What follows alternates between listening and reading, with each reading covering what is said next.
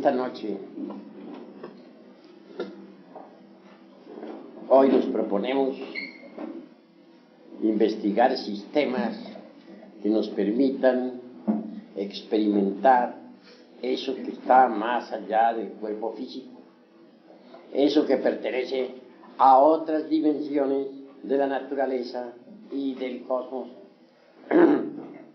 Bueno, ante todo es necesario que los hermanos pongan mucha atención. Hace unos cuantos años acaeció en Roma un caso insólito.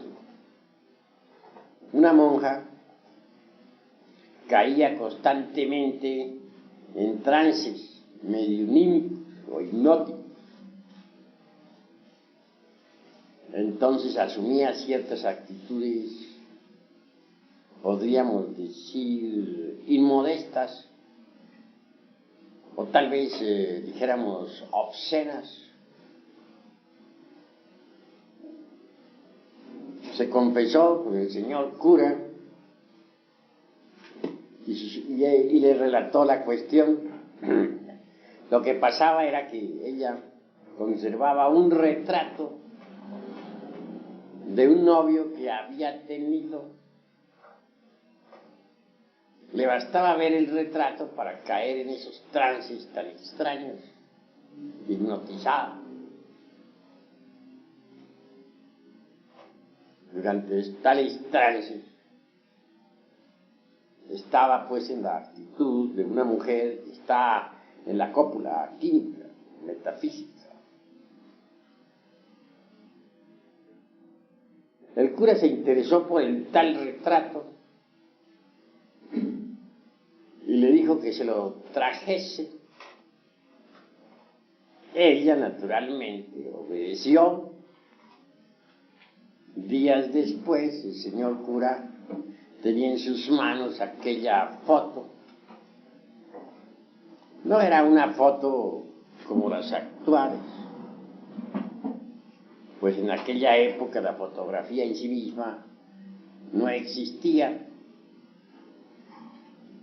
Más bien era un retrato pintado a mano por algún retratista. Bien sabemos que en aquellas épocas que la fotografía no existía, los artistas se solían pintar retratos de personas o hacer retratos de personas en forma realmente maravillosa.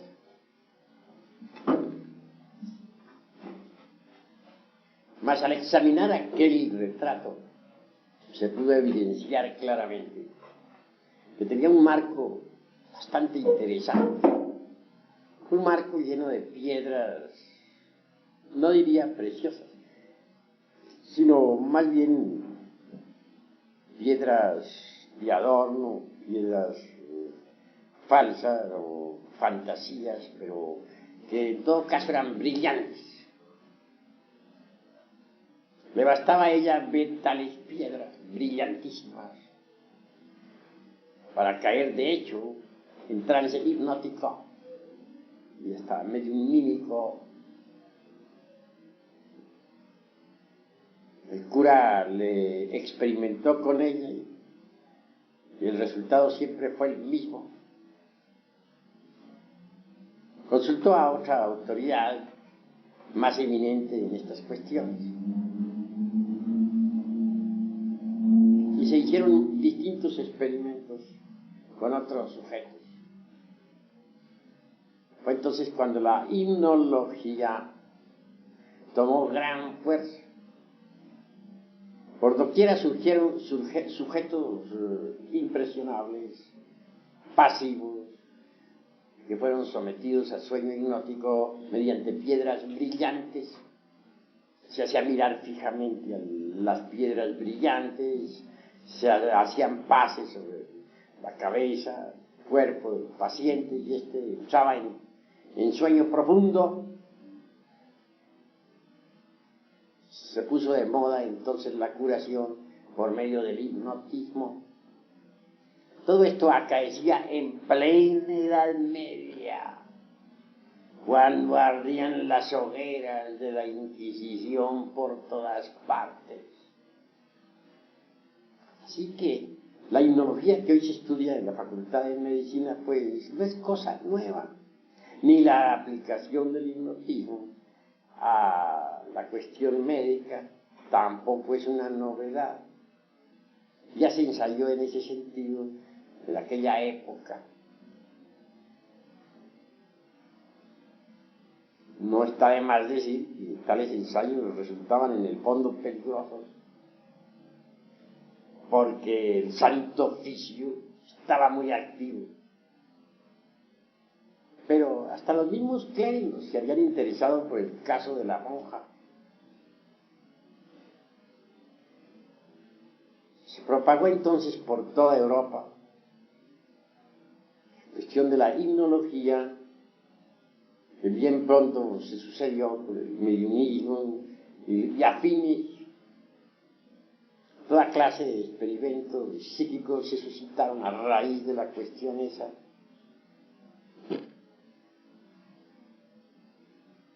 Fue entonces cuando surgieron las más variadas escuelas.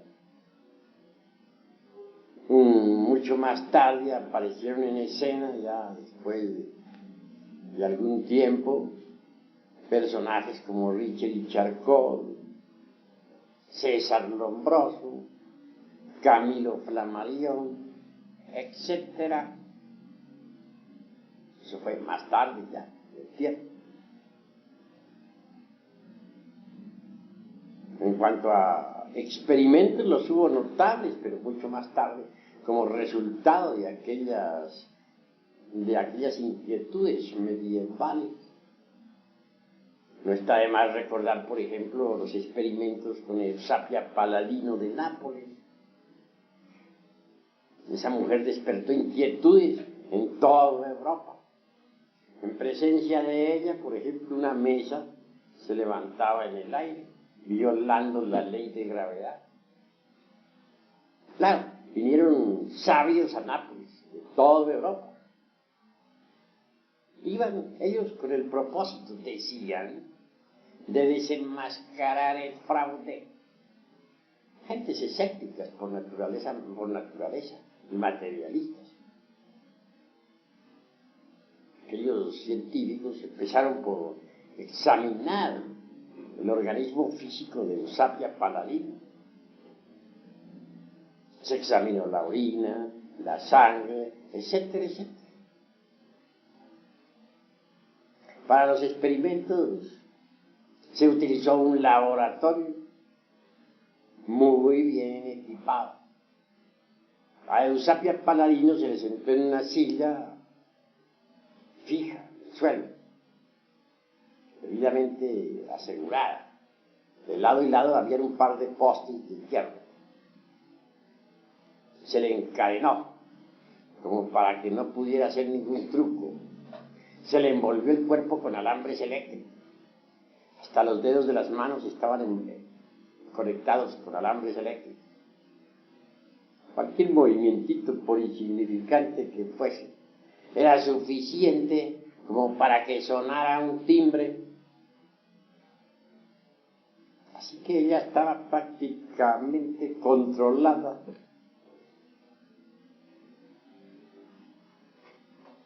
Sin embargo, después de las correspondientes sesiones, o digo yo, después de caer ella en trance hipnótico, se sucedieron fenómenos extraordinarios. Ciertamente una mesa levitó en el aire, se tomaron fotografías, se pudo verificar que no había ningún truco. Los científicos se convencieron hasta la saciedad de tal hecho y no les quedó más remedio que rendirse ante la evidencia. Una bandolina que había en el suelo fue levantada por manos invisibles en presencia de todos, y de ella salieron melodías inefable. Un aparato de música que estaba metido dentro de una caja de acero, herméticamente cerrada y debidamente cargada con electricidad a alta tensión. resonó deliciosamente, tocada por manos invisibles. La madre de Botassi, un gran científico, que había muerto hacía muchos años, hizo su aparición en pleno laboratorio. La fotografiaron. Avanzó hasta donde estaba su hijo y le abrazó, llamándolo con el apodo calitativo de familia y diciéndole hijo mío, etc. Todo eso fue formidable y no cabía truco ahí. Se tomaron moldes en yeso, de manos, de rostro, etc.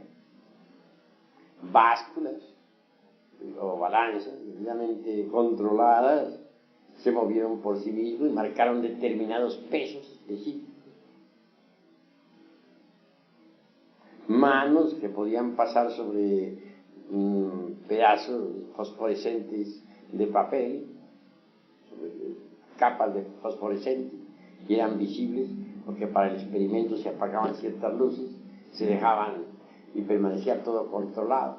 Cualquier sospecha de truco era suficiente para que se encendiera un poco. No cabían trucos. Después de todo, los científicos esos regresaron a sus países de origen perfectamente convencidos. Su escepticismo quedó destrozado, reducido a polvareda cósmica. Fueron formidables tales experimentos. ¿Y qué diremos de los experimentos de William Kroc en California? En esa casa en una casa de Millville, cayeron fenómenos insólitos. Comenzó a llover piedras sin motivo alguno dentro del interior de la casa. Lo curioso es que unas piedras salían por una ventana y entraban por otra. Movimientos extraños que no se correspondían en modo alguno a las leyes de la física. Mesas que se levantaban en el aire, sillas que iban y venían flotando en la atmósfera. Cosas extraordinarias. Fue entonces cuando a William Kroc, aquel que descubriera la materia radiante, aquel que la presentara en sus famosos tubos de cristal, le tocara también experimentar. Él notó que todos esos fenómenos se sucedían en presencia de dos señoritas de la casa, las dos señoritas Fox. Arregló entonces también un laboratorio. Invitó a todos los científicos del mundo a estudiar el fenómeno y comenzaron los experimentos. Estas señoritas eran metidas dentro de una cámara debidamente encadenadas para asegurarse de que no iban a hacer ningún truco. Y luego venían los fenómenos. Se materializó entonces Katie King, una mujer muerta hacía muchísimos años. Se hizo visible y tangible en pleno laboratorio y estuvo materializándose durante 3 años seguidos. Las señoritas Fox, en tanto caían en estado de trance. Se nos ha dicho que para esas materializaciones había que utilizar la fuerza vital de esas señoritas. Lo cierto fue que se condensaba aquella aparición ante todos los científicos. Se tomaron fotografías por cantidades. 3 años seguidos de materialización de Katie King. A los 3 años se despidió de todos los científicos. Dijo, ya he cumplido mi misión aquí en el mundo físico. Les he demostrado que los difuntos continuamos viviendo en los mundos superiores. A eso he venido y mi misión está cumplida. Se despidió de todos, entre lágrimas y sollozos. Las cámaras de fotografía fueron registrando los procesos de desmaterialización de aquella difunta. Todavía les dejó materializado un bucle de cabello como recuerdo. Sabios vinieron, repito, de toda Europa, incrédulos todos en un 100%. Sin embargo, tuvieron que convencerse, porque hechos son hechos y ante los hechos tenemos que rendirnos. Después de aquellos experimentos de Katy-King, quedó demostrado físicamente la realidad del más allá. ¿Y qué diremos de aquel medium humen francés que en estado de trance flotaba en la atmósfera, que flotando en la atmósfera sentado sobre una silla salió por una ventana y entró por otra en un alto piso, que metía el rostro entre carbones encendidos y no se quemaba, etcétera? Fueron fenómenos de orden popular. ¿Cómo negarlo cuando los científicos los comprobaron?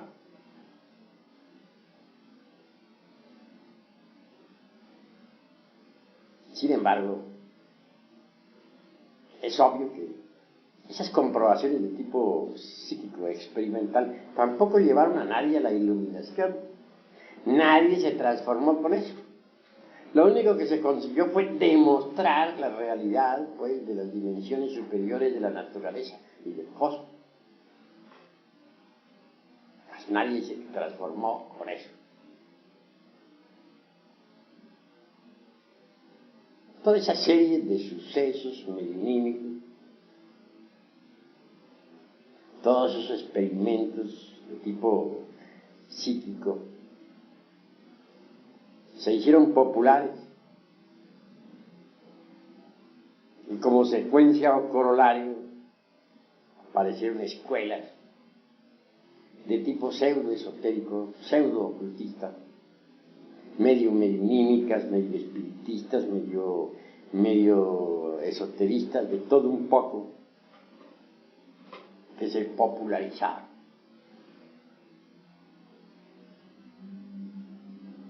No voy a pronunciarme contra ninguna escuela, porque no ese es el objetivo de esta plática. Únicamente quiero decirles que tales escuelas de tipo semi-esotérico, semi-espiritista abundaron como secuencia o corolario de tantísimas investigaciones de tipo psíquico. Mas esas escuelas tampoco poseyeron una auténtica tradición esotérica. No fueron escuelas que permitieran la transformación del ser humano. Dichas escuelas poseyeron una abundante biblioteca y muchísimos eruditos, pero no condujeron a nadie a la transformación, a la autorrealización íntima del ser. Apareció un tipo de gentes muy curiosas, teorizadoras en un 100%. Las hemos denominado personalidades kalkianas. Así las hemos llamado debido a que son gentes de esta época del Kali Yuga. Se distinguen por su erudición, mas no poseen realmente autorrealización íntima ni esoterismo auténtico. Son gentes que tienen dogmas. Uno de ellos, por ejemplo, es aquel de la evolución. Surgió en el fondo de escuelitas como las de Allan Kardec, Leon Denis, etc. Si leemos nosotros a fondo a Kardec, en su libro que titula El libro de los espíritus, veremos allí el dogma de la evolución. Parece que también influyó muchísimo Darwin con su teoría de la evolución y transformación de las especies, que influyó en forma muy decidida sobre todas esas escuelas kantianas. Al fin y al cabo apareció una jerga muy curiosa de eruditos sin autorrealización, sin conocimiento ninguno de la sabiduría de la serpiente, sin capacidades para investigar fuera del cuerpo físico, en forma positiva y consciente, sin experiencia práctica sobre alquimia, sin experiencia directa sobre cábala verdadera, sin conocimiento real de la anatomía oculta del hombre, etcétera. Esa curiosa jerga pareció echar raíces por todas partes y se multiplicó en forma evidente por todo el mundo. Ahora tienen distintos nombres.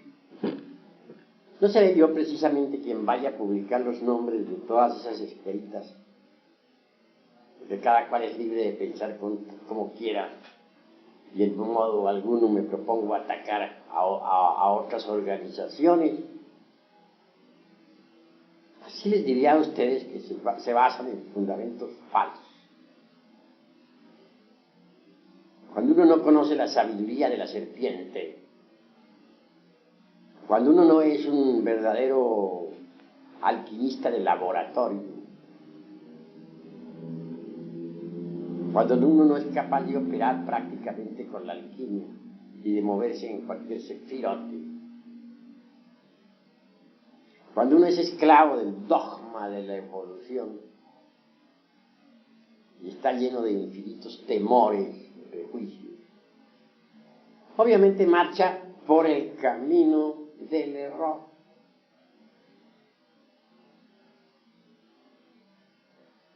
El dogma de la evolución, por ejemplo, es completamente falso.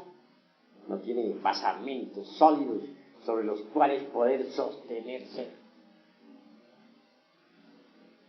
Dice que uno va evolucionando en cada reencarnación, poco a poco, hasta que llegue el momento en que se libera después de millones de existencias. Cuando alguien ha tomado en serio tal teoría, no se preocupa realmente por trabajar sobre sí mismo, porque se dice a sí mismo, pues algún día llegaré, si no llego ahora llegaré dentro de 1.000.000 de vidas. En esas condiciones pierde el tiempo y al fin lo sorprende el hecho de que se agota su ciclo de existencia y no le queda más remedio que ingresar en la involución sumergida de los mundos infiernos.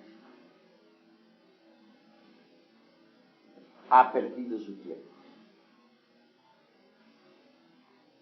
Tales escuelas, entre otras, le infundieron a las gentes temor sobre el Kundalini.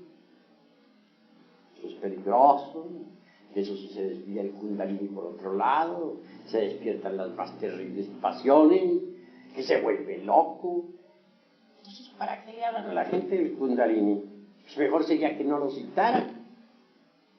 Para luego decir que es peligroso, pues mejor no le digan nada. Primero le hablan bellezas sobre la Kundalini, que abre todos los chakras, que desarrolla todos los poderes, que lo conduce a uno a la iluminación, etc. Y después le salen con que es peligroso, que mejor no se metan. Mejor en esas condiciones se va al fracaso. Primero le dicen una cosa y luego le dicen otra, le dicen que no despierte el Kundalini porque es peligroso. Entonces, ¿para qué se lo mencionan si es peligroso?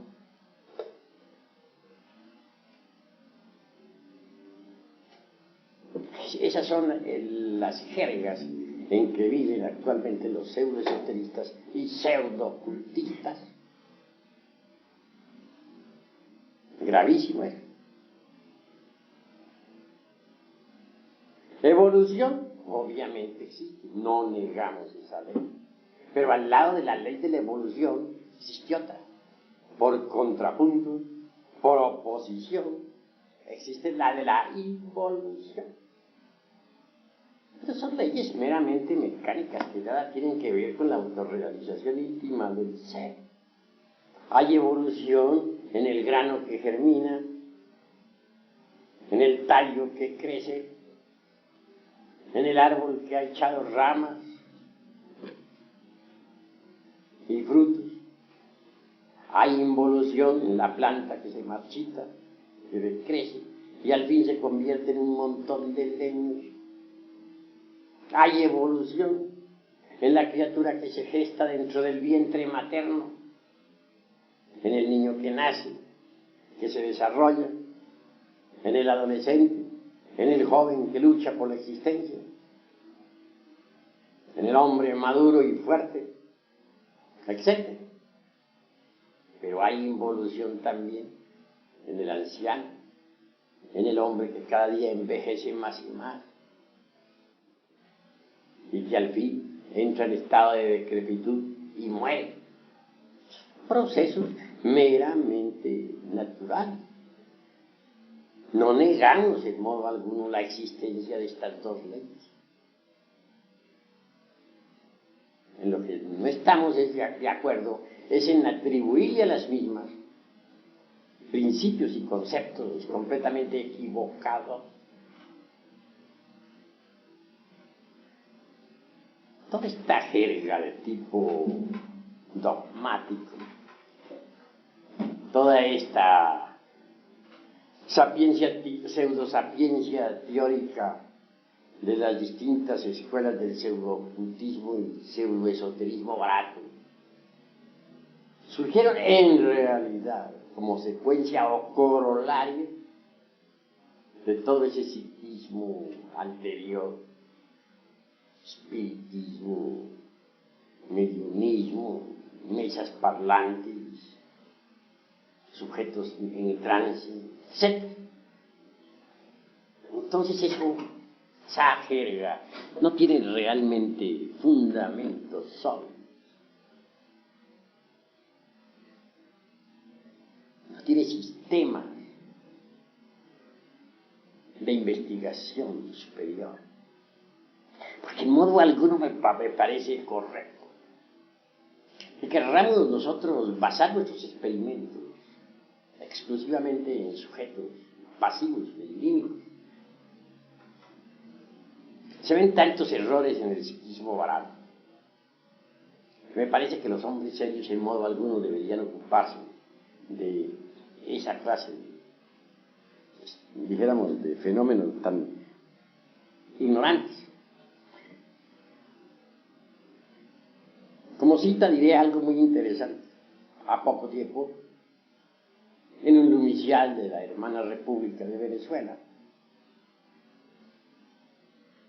cierta mujer de tipo mediunímico cayó en estado de trance.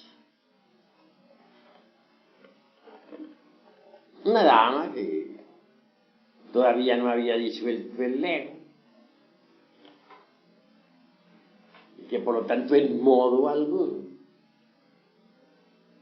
estaba preparada para recibir desideratos cósmicos o mensajes trascendentales del ser. Pero lo curioso es que ya estando en estado medionímico le dio por ser sabia. Llamó a fulano de tal y le dijo: tú has recibido la primera iniciación de misterios mayores. Tú, fulano de tal, tienes la cuarta. Tú, sultano, la quinta.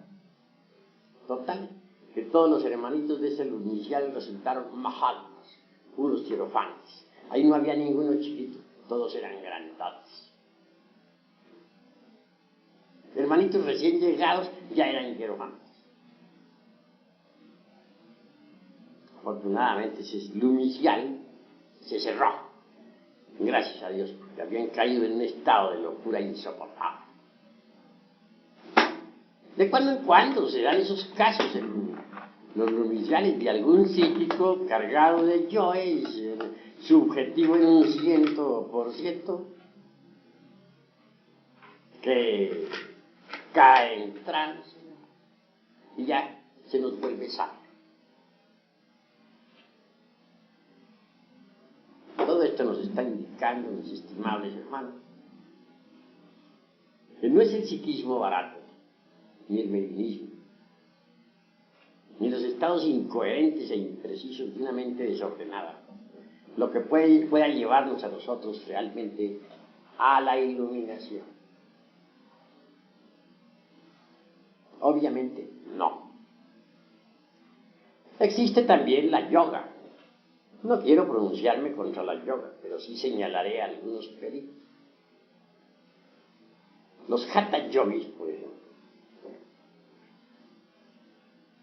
creen que únicamente a base de puras posturas yógicas es posible la autorrealización íntima del ser.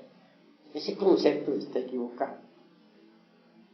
Tampoco quiero irme al otro extremo y decir que alguna gimnasia hatha yogina sea inútil.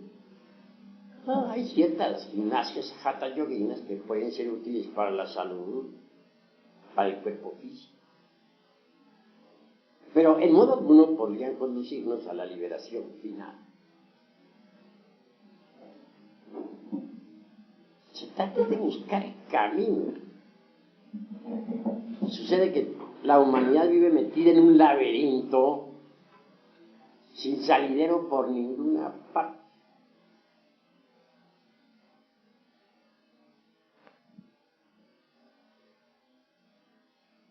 Pero conclusión que ahora vayamos hacia los Himalayas. En el Tíbet hay multitud de anacoretas que se encierran en cavernas de por vida. Sus gurús les han enseñado diversas técnicas de la meditación. Algunos se han convertido en atletas, otros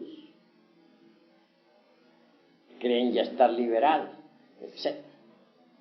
Hay quienes se alimentan con puras ortigas, hierbas que encuentran alrededor de su caverna, queriendo así convertirse en dioses. Cada cual es libre de pensar como quiera, pero a mí me gusta aclarar misterios. No negamos que algunos de esos anacoretas han conseguido hacerse verdaderos atletas de la meditación, en ese estado de éxtasis. Suele suceder que la esencia del yogín se desembotelle, se escape del ego. Y en ausencia del ego, la esencia puede sumergirse entre el vacío iluminado. Allí hay ausencia de hombres y de dioses, pero se escuchan las palabras del Eterno. Sumergidos tales santos en meditación profunda, experimentan eso que no es del tiempo. Eso es la verdad. Pero más pasado el éxtasis, el chamadhi, retornan otra vez como el genio de Aladino a la botella. Se meten entre el ego para continuar los penitencias. Un día de esos tantos puede que se escapen en un mahasamadhi, se desencarnen. La esencia está acostumbrada ya por disciplina a escaparse, salirse del ego. Entonces procederá así con la muerte del físico. Y esa esencia podrá inclusive hasta viajar a los planetas del Cristo. Planetas que giran alrededor de nuestro sistema solar, como giran los planetas físicos. Sí gozarán de un samadhi delicioso. Sucede que en los planetas del Cristo existe otra naturaleza muy distinta a la nuestra. Así como la naturaleza nuestra, la del mundo físico, está sometida a los procesos de nacimiento, crecimiento, desarrollo y muerte. La naturaleza de los planetas del Cristo que giran alrededor del Sol es diferente. Esa naturaleza es inmutable, eterna. No está sometida a cambios ni a muerte. Por lo tanto, quienes viven en los planetas del Cristo son felices, gozan en su interior, pues, de los esplendores del Cristo íntimo y viven en un éxtasis permanente. Así estos yoguines desembotellados gozarán por un tiempo de la felicidad de los planetas del Cristo. Podrán flotar en el ambiente circundante, mas con asombro tales yoguines verán que no son habitantes de esos mundos. Se les admite de visita, pero que realmente no tienen derecho a existir allí. Tan tremendas realidades les lleva a comprender que aún están incompletos, que no están liberados como lo suponían antes de morir.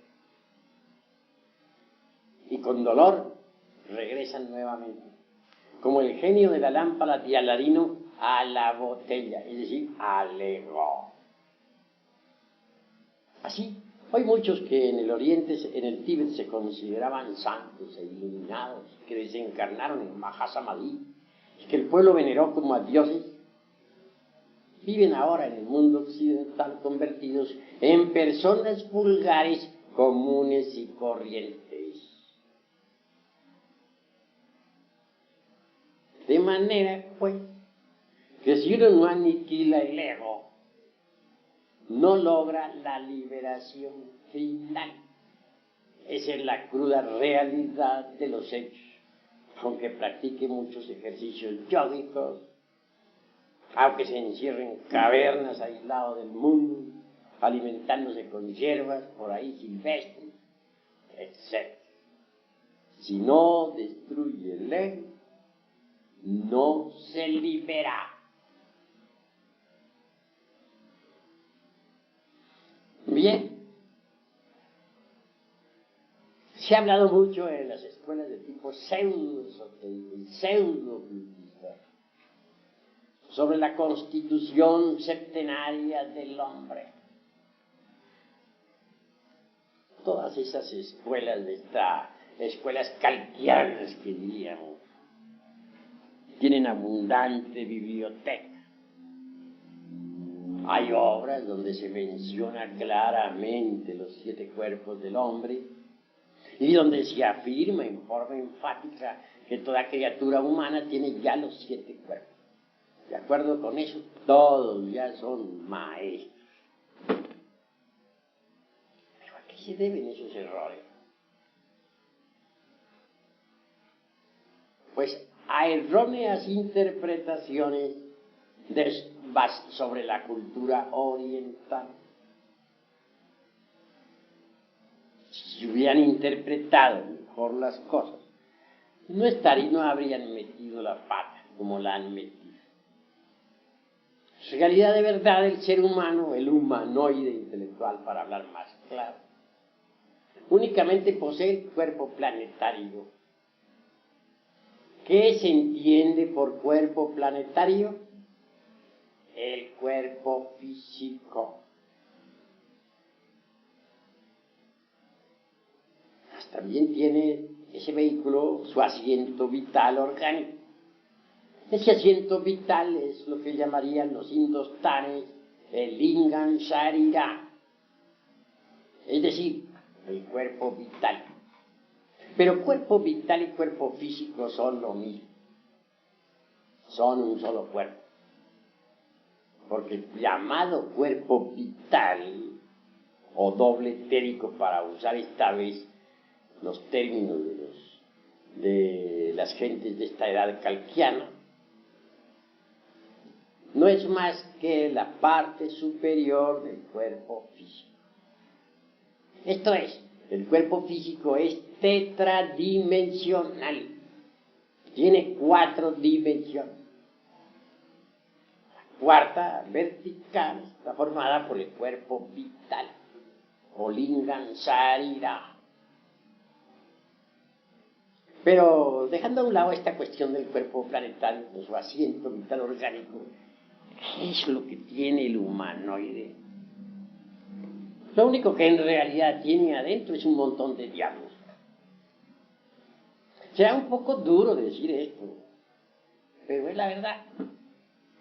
Aquellos que hayan destruido el ego, que por lo tanto gocen de la verdadera conciencia despierta, podrán verificar por sí mismos lo que estoy en estos instantes afirmando. Hay algo digno, sí, en el humanoide, no lo negamos, la esencia, pero, o el buddhata, como dicen los orientales, hablando a la luz del zen o del chan. Esa esencia está desgraciadamente enfrascada entre los diversos elementos inhumanos que en nuestro interior cargamos. De manera que esos elementos inhumanos son en realidad de verdad un montón de diablos, los demonios rojos de Set, como se dijera en el Alto y Bajo Egipto. Y hablando en el lenguaje tibetano diríamos, esos elementos inhumanos son los agregados sí, vivas personificaciones inhumanas de nuestros defectos de tipo psicológico. Eso es, pues, lo que tiene el ser humano, el humanoide. Pero ¿en qué quedamos sobre los cuerpos astrales de que nos hablaban en las escuelas de tipo pseudoesotérico y pseudocultista? ¿Qué quedamos sobre el famoso manas inferior y manas superior? Es decir, sobre el cuerpo mental y sobre el cuerpo de la voluntad consciente o causal. No, esos cuerpos no los tiene el humanoide. Pero entonces, ¿por qué esas escuelas afirman que sí los tienen? Por una pésima interpretación de las enseñanzas orientales. Mal interpretadas, fueron difundidas en el mundo occidental y condujeron a la gente al error. Los cuerpos astral, mental y causal hay que fabricarlos. Eso es obvio. ¿Cómo se fabrican esos cuerpos? Si uno no tiene nociones de alquimia, ¿cómo haría para fabricarlos? Ante todo hay que ser alquimistas, hay que estudiar la alquimia. La alquimia y los alquimistas agitaron toda la Edad Media. Los alquimistas medievales pudieron salvarse gracias a que decían estaban buscando la fórmula para hacer oro, que su anhelo era ayudar al rey, al gobierno, en cada nación. Así de esa forma y de ese modo escaparon de la hoguera. Se les llamaba también los sopladores. En casa de los alquimistas nunca faltaba todo un laboratorio. Ahí se veían unos enormes fuegos de esos antiguos para estar soplando el fuego. Se veían crisoles, se veían enormes ollas, chimeneas, etcétera, etcétera, etcétera, todos los utensilios propios del laboratorio. Cuando alguien visitaba la casa, sabía que se encontraba en presencia de un alquimista. Algunos hasta podían fabricar jabones también como para disimular la cosa. Pero por lo común, todos esos artefactos y utensilios del laboratorio no eran más que el símbolo viviente del cuerpo de doctrina. Se había tomado la alquimia de Egipto, la trajeron a Europa los árabes y la aceptaron muchísimos monjes medievales, eminentes maestros. Sí. Ahí tenemos, como para citar algunos personajes, al abate Tritemo, un monje benedictino, alquimista. Fue el maestro nada menos que de Paracelso, otro gran médico y alquimista. Logró la transmutación del plomo en oro y que también consiguió la piedra filosofal y el elixir de larga vida. Paracelso aún vive todavía. Personalmente yo le conozco. Quienes crean que Paracelso murió están muy equivocados.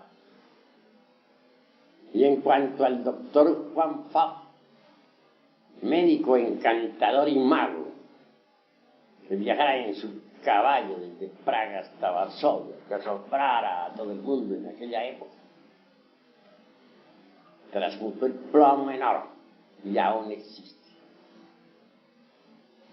El único que sí no logró mayores triunfos de entre los 3 discípulos del abate Tritemo fue Cornelio Agripa. Este hombre cometió el error de ponerse a teorizar de los sabios, con el que puede fabricar los cuerpos existenciales superiores del ser, indubitablemente transformando el exioquejari, es decir, el esperma sagrado. Se elabora el mercurio de los sabios. Indubitablemente, tal materia venerable tiene que pasar por algunos procesos de purificación antes de ser útil. Esa materia venerable, esa agua misteriosa, pasará por las operaciones aritméticas de suma, resta, multiplicación, división de principios antes de ser útil. Es obvio que en principio tal materia venerable, resultado, como ya dije, de las transmutaciones del esperma, es negra. Así se logra refinar el sacramento de la Iglesia de Roma. Roma a la inversa se lee amor. Entonces se vuelven esas aguas blancas. Y si se continúa con el proceso de refinamiento sexual, al fin las aguas blancas se tornan amarillas. Al llegar a estas alturas, el azufre es liberado de sus prisiones o centros magnéticos ubicados en los infiernos atómicos del hombre. El azufre es el fuego y es liberado. Este se mezcla entonces con el mercurio y así obtenemos el mercurio azufrado, que asciende por el canal medular espinal hasta el cerebro. El excedente de tal mercurio, después de saturar las células orgánicas, viene a cristalizar dentro de nuestro cuerpo en la forma extraordinaria y maravillosa del vehículo astral o sideral. Quien posee un cuerpo astral sabe que lo tiene, porque puede andar con él, puede flotar en el espacio con él, puede transportarse a otros mundos con él mismo, etc. Es una especie de doble organismo, extraordinario, formidable, maravilloso. Una vez que uno se encuentra en posesión de un cuerpo astral, puede darse el lujo de crear para su uso particular un cuerpo mental. Este viene a ser el resultado también de las condensaciones del mercurio. Cuando el mercurio condensa en la forma del cuerpo de la mente, nos transforma. Alguien que posee un cuerpo mental puede absorberse la sabiduría de la naturaleza. Tiene acceso a todos los templos de Hermes Trismegisto, el 3 veces grande Dios Ibis de todo. Cuando uno ya ha logrado tal éxito, está preparado para fabricar el cuerpo de la voluntad consciente. Este también viene a cristalizar con las condensaciones del mercurio de los años. Así que alguien que tenga los cuerpos físico, astral, mental y causal, de hecho, puede recibir los principios étnicos, búdicos o anímicos que lo convierten en hombre real. Esto quiere decir que antes de ese instante no se es hombre. Antes de ese momento uno no es más que un animal intelectual. Un profesor de medicina en el Distrito Federal decía que estos seres humanos, que así se llaman, no son más que mamíferos racionales. Decir mamíferos racionales o mamíferos intelectuales, pues es lo mismo. Hagamos pues una plena diferenciación entre lo que son los mamíferos intelectuales y lo que es el hombre. Solo quien posea esos vehículos es hombre. Ahora bien, una cosa es ser hombre real y otra cosa es tener capacidades para ser un investigador competente de la vida en los mundos superiores. Un hombre puede ser hombre en el sentido más completo de la palabra y sin embargo no ser un investigador competente de la vida en los mundos superiores. Para hacerlo tiene que eliminar el ego.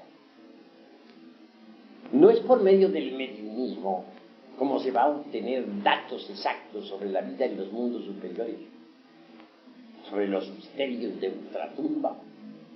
No es con sujetos en estado de hipnosis como podemos nosotros tener algunas referencias sobre el más allá. No. Quien quiera, verdad, convertirse en un iluminado, un hombre consciente, en un investigador de verdad en los mundos superiores, tiene que destruir el ego. Es decir, pasar por la aniquilación budista que tanto martiriza, que tanto molesta de verdad a los fanáticos de las escuelas pseudoesoteristas y pseudobudistas. Mas si uno no pasa por la gran aniquilación, si uno no logra dejar de existir aquí en los mundos internos como ego, jamás tendrá tampoco la lucidez verdadera, la objetividad exacta, como para poder en verdad ser un investigador serio e idóneo de la vida en los mundos superiores. Un sujeto en estado de hipnosis subjetivo hablará del más allá, dirá que fulano de tal es un Mahatma, citará muchas cosas absurdas, porque no tiene objetividad. Es en realidad de verdad una esencia embotellada entre el ego. Para ser investigador idóneo se necesita que el ego sea aniquilado. Si el ego pasa por se reduce a polvareda cósmica, la conciencia, el ser, queda completamente libre. Una esencia, una conciencia libre, es una conciencia iluminada, una conciencia que podrá directamente experimentar lo real, una conciencia verdaderamente emancipada, idónea para la investigación. Solo una conciencia así podrá informarnos sobre las vidas anteriores, sobre los mundos inefables, sobre el karma, la ley, sobre las leyes de evolución, involución, sobre los mundos infiernos, etcétera. Pero que alguien con ego quiere informarnos sobre todo eso, pues no más, no porque no tiene una conciencia libre, no tiene una conciencia resplandeciente, es una conciencia todavía enfrascada, tapada, metida entre distintos receptáculos de materia. Obviamente no posee la idoneidad indispensable para la investigación. Así, mis queridos amigos, nosotros nos proponemos en esta institución darles a ustedes las enseñanzas exactas que les permita pasar por la gran aniquilación para que se conviertan en verdaderos investigadores competentes de la vida en los mundos superiores. ¿Quiénes son los que le han dicho a la humanidad que todos poseen los 7 cuerpos y trazan esquemas sobre eso? Individuos que no han destruido el ego. Entonces, ¿con qué derecho lo hacen? ¿Por qué lo hacen? De esa forma conducen a otros al error. Pero abundan desgraciadamente los entusapientes, las personalidades kafkianas, por todas partes. Y esto es una especie de veneno que se propaga en todas las direcciones del mundo. Hay que conocer también a fondo la sabiduría de la serpiente. ¿Cómo podría alguien convertirse en maestro de una escuela si no conoce la sabiduría de la serpiente? Si uno no conoce la sabiduría de la serpiente, vive en tinieblas y no logra la liberación. Ejemplo, sostienen falsamente las escuelas de tipo pseudoesotérico y pseudo-ocultista en todas sus jergas inútiles, que cuando el kundalini puede despertar en cualquier momento, que a través de la meditación o con las prácticas del pranayama o por imposición de manos del gurú, etc. Pues cosa falsa, pero falsísima. El kundalini no despierta de esa manera. ¿Quiénes hablan así? Los que no han estudiado los tantras tibetanos,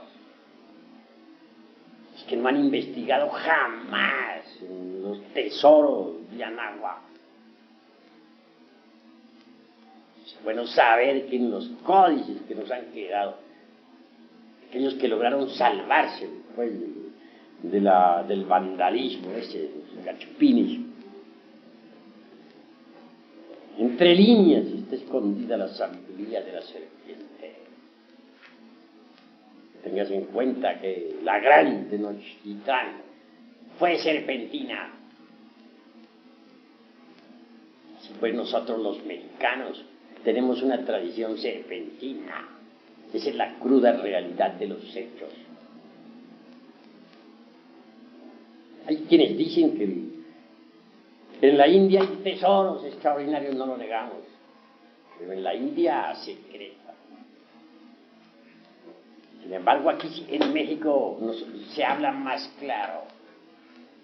En Yucatán, por ejemplo, encontré en un templo una gran serpiente de piedra, en la actitud de tragarse a un hombre que lo tenía pues entre sus fauces. Si leen ustedes cuidadosamente el Chalam Balán de Chumayel, podrán evidenciar por sí mismos la cruda realidad de que necesitamos ser tragados por la serpiente. Así pues, no bastaría despertar el kundalini.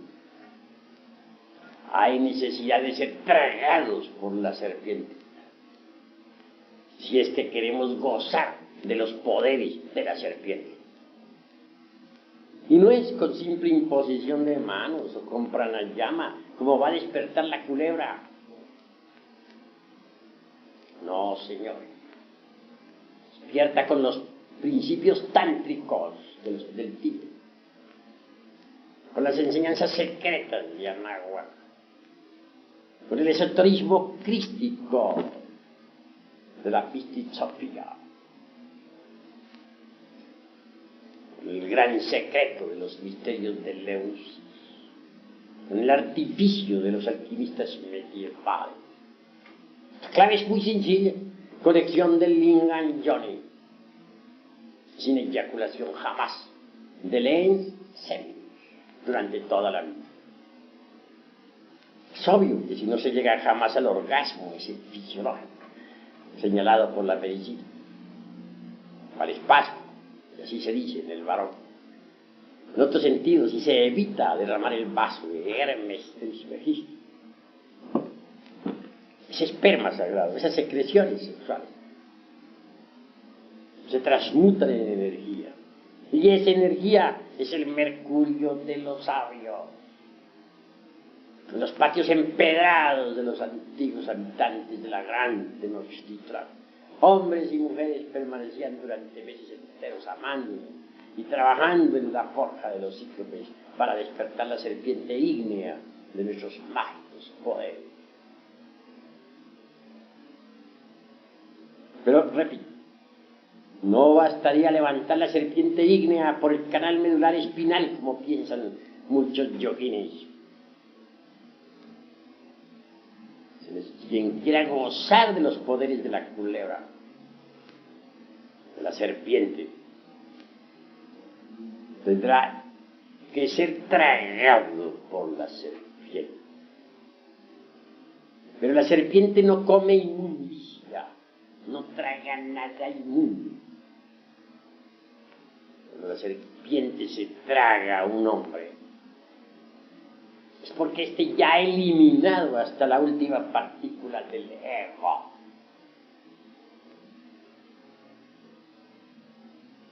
Decía precisamente el conde San Germán, o alguna vez dejó una nota el conde San Germán, en donde decía, hace tantos miles de años, parece que 10.000 decía, no recuerdo preciso, pero hace tanto tiempo, vivo en Isis, estoy establecido en Isis.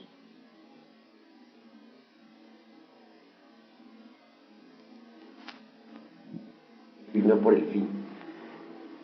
En cierta ocasión se me ocurrió ir a un cine, hace muchísimos años. La película pues estaba muy romántica.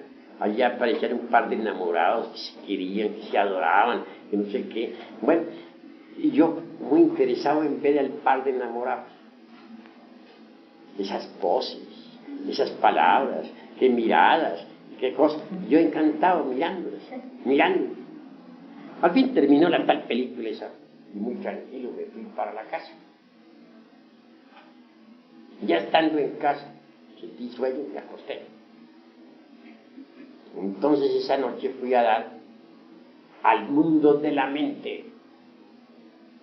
Allí me encontré una mujer como aquella que yo había admirado en la película. Estaba hasta guapita. Y estaba frente a mí, la tal mujer. Me senté con ella en una mesa y a tomar algunos refrescos. Muy contento. Vinieron las dulces palabras, muy semejantes a las de la película, por cierto. Conclusión: bueno, no llegué hasta la cópula química ni nada por el estilo, pero no faltaron los besos, los abrazos, las caricias, las ternuras y 50.000 cosas por el estilo. Entonces estoy narrando de una historia sucedida hace 20 años, no es ahora, porque ahora ya no voy así. Pero en aquella época sí, iba a algún cine. Me parecía que era una diversión sana, así creía yo. Conclusión: la escena no estaba muy buena. un poquito erótica. De pronto cambió el panorama y descendí del mundo de la mente al mundo astral. Son dos mundos diferentes. Ya al llegar al mundo astral me encontré dentro de un gran templo y pude verificar que un maestro me había estado analizando. Claro, en mi interior me dije, metí la pata. Me retiré a unos pocos pasos a aguardar a ver qué sucedía. Y de pronto el maestro aquel me envía un papel con el guardián del templo. El guardián me lo entregó.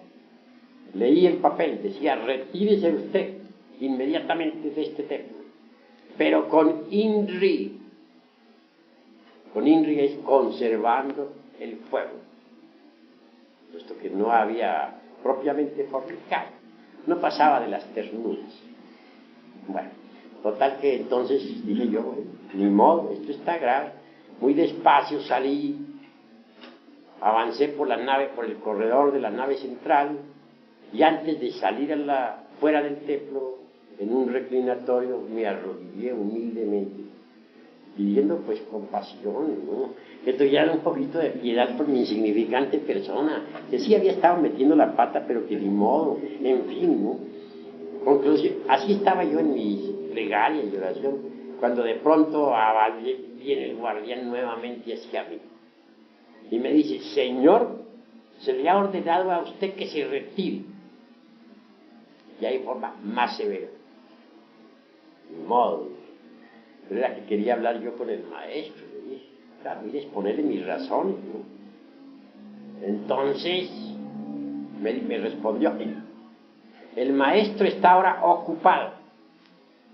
Está examinando otras efigies del mundo mental. Entonces ahí fue donde vine a darme cuenta que yo ya estaba ahora con una efigie mental creada por mí mismo. La había creado en pleno cine.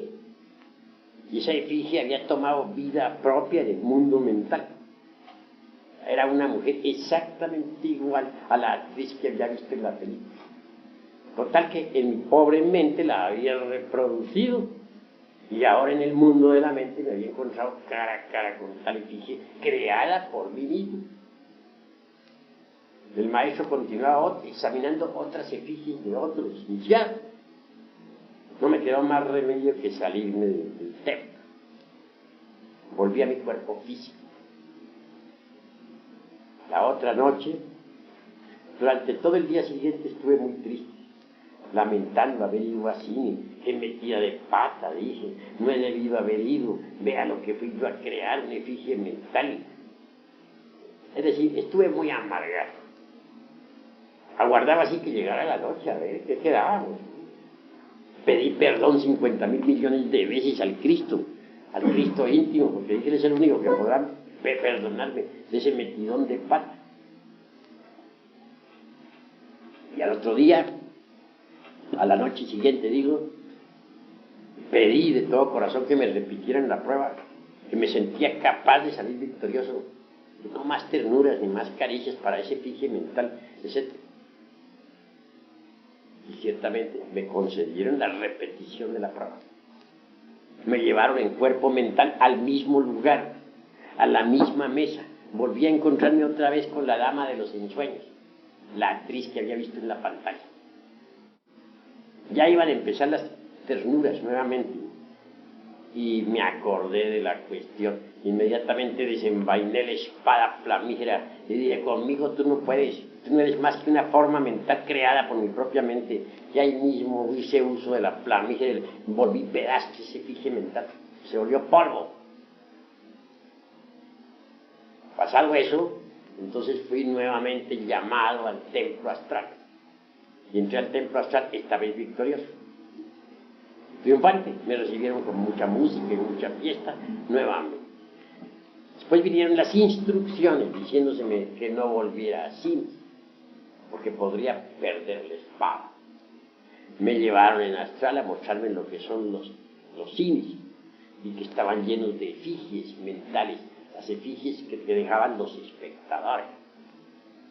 Todo lo que uno está viendo ahí en pantalla, sobre todo cuando es morboso, Todo eso se reproduce en la mente de las gentes, las mismas figuras, las mismas formas. Y los que salen dejan multitud de formas mentales en esos antros de la magia negra. Conclusión, se me dijo que en vez de estar viendo cines, repasara mis vidas anteriores, que eso era más útil, estar yendo a esos cines. Yo cumplí con la orden, pues claro, y dejé de ir a cines. Pero ¿qué fue lo que me perjudicó? Pues haberme identificado con aquella película que estaban dando. Me pareció tan interesante, y la dama aquella me pareció tan hermosa en aquella época, que yo mismo llegué a sentirme siendo el galán, y no el de la pantalla, sino yo. Resultado, fracaso. Eso sucedió hace 20 años, pero no, o unos 22 años, pero no se me ha olvidado. Uno nunca debe identificarse con nada de lo que vea en la vida, de las circunstancias, con los eventos desagradables, nada. Todo pasa, todo pasa. Debe aprovechar, sí, todas las circunstancias para estudiarse, para observarse a sí mismo. En vez de estar identificado con una circunstancia desagradable, estar uno estudiándose a sí mismo. A ver, tengo ira, tengo celos, tengo odio, ¿qué estoy sintiendo en este momento ante esto que me está sucediendo? Así es como se aprovecha el tiempo, sabiendo uno no identificar, sabiendo uno sacar partido de tal. No olviden ustedes que las principales o que las peores adversidades le ofrecen a uno las mejores oportunidades. Las peores adversidades le ofrecen a uno las mejores oportunidades para el autodescubrimiento. Cuando uno se identifica con las circunstancias desagradables, comete errores, se complica la vida, se forman problemas. Todas las gentes están llenas de problemas porque se identifican con lo que les sucede, con lo que les está pasando, con lo que están viviendo. Por eso es que están llenos todos de problemas. Pero si uno no se identifica con nada de lo que le esté sucediendo, si dice todo pasa, esta es una escena que pasa y no se identifica con ella, pues tampoco se complica la vida. Pero a la gente le encanta complicarse la vida. Si alguien le hiere con una palabra dura, reacciona con violencia. A todos les gusta complicarse la existencia. Y mientras más se reaccione con violencia, pues peor. Más dura se pone la cuestión. Más trabajoso se vuelve todo. Aprovechemos las circunstancias desagradables de la vida para el autodescubrimiento. Así sabremos qué clase de defectos psicológicos poseemos. Vengamos la vida como un gimnasio psicológico. Si así procederemos, entonces podremos autodescubrir. Hasta aquí mis palabras de esta noche. Si algún hermano tiene algo que preguntar, puede hacerlo con la más entera libertad.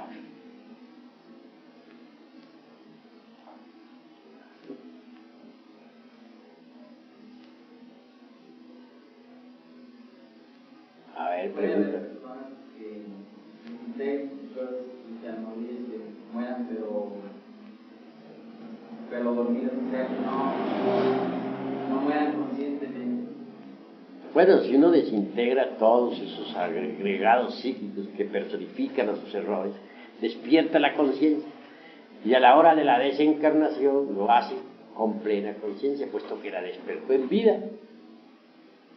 Las gentes después de la muerte andan en los mundos suprasensibles con la conciencia dormida, porque en vida nunca se preocuparon por despertar conciencia. ¿Alguna otra pregunta? Sí. Por ejemplo, ¿qué efecto tiene el que uno diga, si no se identifica uno con una escena, qué efecto tiene el después de decir, debía haber hecho esto, debía haber hecho esto otro, al actuar? Pues al decir debiera haber hecho esto, o debiera haber hecho lo otro, indica que sí se identificó con la escena. Que cuando uno no se identifica con esa escena, la mente queda quieta, tranquila y en silencio, como si nada hubiera sucedido. Eso es todo. ¿Alguna otra pregunta? ¿Sí? Cuando uno no se siente a gusto ni identificado con ese sistema, y por lo contrario se siente martirizado, pues de todas maneras indica que está identificado. Porque si no se sintiera mortificado o a disgusto con tales o cuales escenas, pues es obvio que tampoco se mortificaría, ¿no? Si uno se mortifica por tal o cual evento, por tal o cual suceso, es porque se ha identificado. Si uno no se identifica, ¿por qué tiene que mortificarse? La identificación es óbice para la comprensión. La identificación hace que los yoes se mortifiquen. Cuando uno se identifica con algo, esto le puede ocasionar naturalmente o placer o dolor. Pero si uno no se identifica con nada, pasa más allá del placer y del dolor. ¿Alguna otra pregunta? ¿Quién tiene algo que decir? Habla. Se habla de dimensiones y de planetas bueno, tengo entendido que usted es un planeta. Yo no comprendo qué diferencias hay entre las dimensiones a ser de otros planetas. Bueno, estás haciendo una pregunta que está fuera del temario. No compagina con lo que estamos hablando. Puedo contestarte, pero preguntas en este momento que sean del tema. El objeto de estas preguntas es para ayudar a aclarar lo que hemos platicado. Claro que sobre planetas y dimensiones tendré mucho gusto en platicar, pero en otras conferencias. Esta es únicamente sobre la cuestión de la exploración del ego o del yo. ¿Alguna otra pregunta, hermanos? Bueno, habla pues.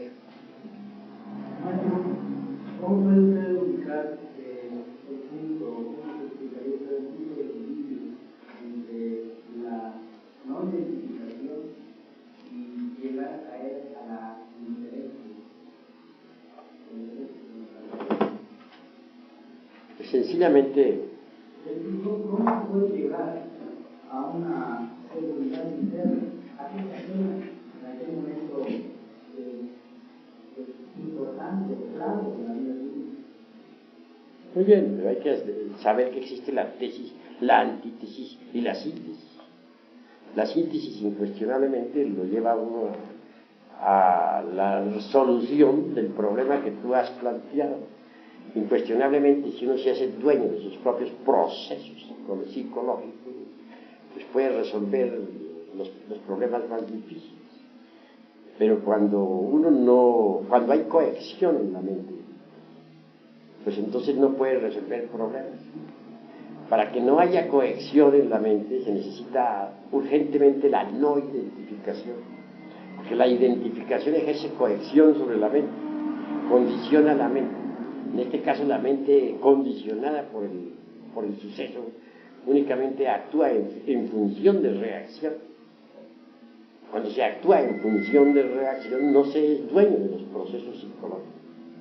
Al no identificarse, entonces sí se es dueño de los propios procesos psicológicos. En este caso puede uno no caer en la indiferencia y resolver sin conciencia lo que tiene que resolver. Sí. ¿Hasta qué punto puede ser uno autoengañado? ¿Algún luz se engaña? ¿Hasta qué punto sería un libro o algo así que una señal que dijera uno, por ejemplo, ya no llega ni meta, tengo mismo engañando? Pues las formas de autoengaño existen en tanto el ego existe. Que hay que eliminar las formas de autoengaño, es hecho. Pero no es posible eliminarlas si uno no se autoexplora, si uno no se autoobserva. Solo mediante la autoobservación psicológica sincera y real puede uno en realidad evitar toda forma de autoengaño. El sentido de la autoobservación psicológica se va desarrollando poco a poco, a medida que se vaya usando. Órgano que no se usa, se atrofia. Si no usamos ese órgano, continuará atrofiado. Mas si lo usamos, llegará el momento en que podremos por sí mismos ver nuestros propios agregados psíquicos en forma directa. Ya no únicamente por asociación intelectual, sino por percepción directa de lo real. Cuando eso sea, cualquier posibilidad de autoengaño quedará de hecho descartada. ¿Alguna otra pregunta? Sí. Entonces, para quitarse los yoes, hay que estar alertas conscientemente contra esos yoes. Para eliminar los yoes, lo primero que tiene uno que hacer es autodescubrirlos. Si uno no descubre un yo determinado, o un yo cualquiera, en un momento dado, ¿cómo podría entonces eliminarlo? Primero tiene que descubrirlo, y no podría descubrirlo si no se autoobserva. Se hace necesario verse a sí mismo en acción. Solo viéndose en acción viene uno a descubrir que tiene tal o cual yo. Una vez descubierto, puede uno darse el lujo de comprenderlo profundamente mediante el análisis y la autorreflexión evidente del ser. Esto es meditación. Ya comprendido integralmente cualquier error, necesitamos eliminarlo, porque la comprensión por sí misma no es suficiente. Es un cuchillo, sí, que separa a tal o cual yo, o separa de nosotros mismos, de nuestra psique. Es el cuchillo de la conciencia que separa a un agregado, pero ese agregado continúa convertido en demonio tentador, buscando la forma de acomodarse nuevamente en cualquiera de los 5 cilindros de la máquina orgánica. Se necesita desintegrarlo. La desintegración solamente es posible apelando a un poder que sea superior a la mente, porque la mente por sí misma no es capaz de desintegrar ningún defecto. Podrá esconderlo de sí misma y de los demás, podrá pasarlo de un departamento a otro del entendimiento, podrá rotularlo con cualquier nombre, podrá justificarlo o condenarlo, mas jamás alterarlo fundamentalmente. Se necesita de un poder que sea superior a la mente. Ese poder existe en todos los seres humanos. Es el Kundalini, o la Kundalini. La Kundalini es dijéramos, la madre cósmica, particular, individual, de cada uno de nosotros. Una variante de nuestro propio ser, pero derivado. Solo ese poder de la Divina Madre Kundalini, que es una variante, repito, de nuestro propio ser, o Dios Madre en nosotros, puede desintegrar cualquier defecto que previamente hayamos comprendido en forma íntegra. De ahí pues el camino, o la técnica o la didáctica que conduce a la desintegración de los elementos indeseables que cargamos en nuestro interior. ¿Alguna otra pregunta? ¿Qué relación hay entre la madre Kundalini y la espada de Eros? ¿O se relaciona la espada con la voluntad? ¿O qué espada es la que desintegra las formaciones mentales? Bueno, la espada flamígera se le entrega al iniciado para su defensa y representa la voluntad. Es el resultado de las transmutaciones de la energía creadora del tercer law. Pero el fuego solar, eso que los orientales denominan Kundalini, incuestionablemente asciende por el canal medular espinal de la zeta gnóstica. En todo caso, a zeta gnóstico, que ha logrado el desarrollo de la serpiente ígnea de nuestros mágicos poderes, se le otorga la espada, símbolo de la voluntad. Pero esa espada la lleva el iniciado en el símbolo, no a la izquierda como se usa aquí en el mundo físico, sino a la derecha como se usa en los mundos superiores.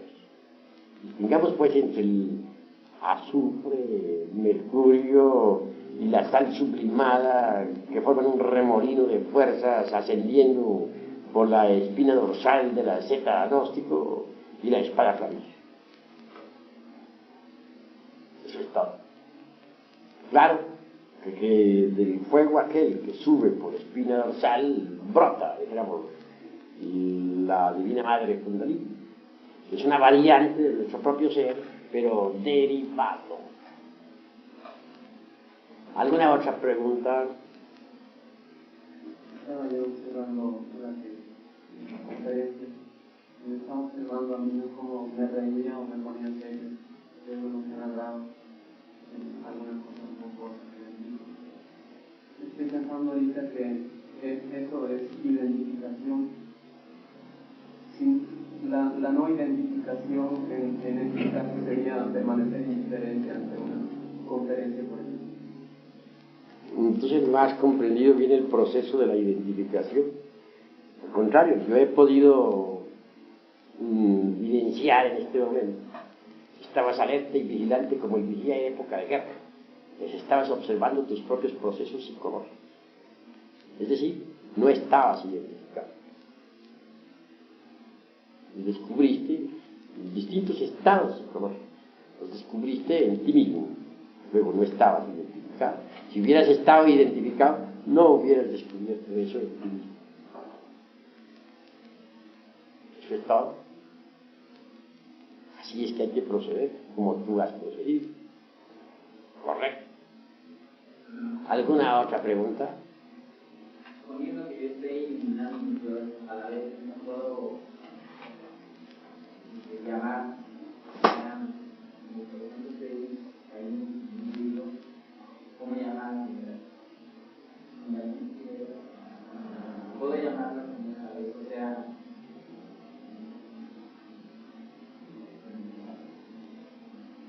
bueno, se puede invocar a la Divina Madre Kundalini, se puede llamar cuando uno ya está dispuesto a eliminar, pero antes de eliminar hay que comprender aquello que va a eliminar.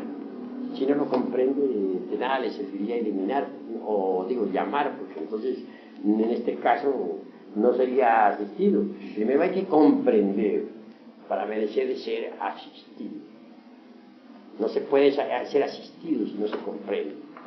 La Madre Divina Kundalini no va a eliminar aquello que nosotros no hemos comprendido.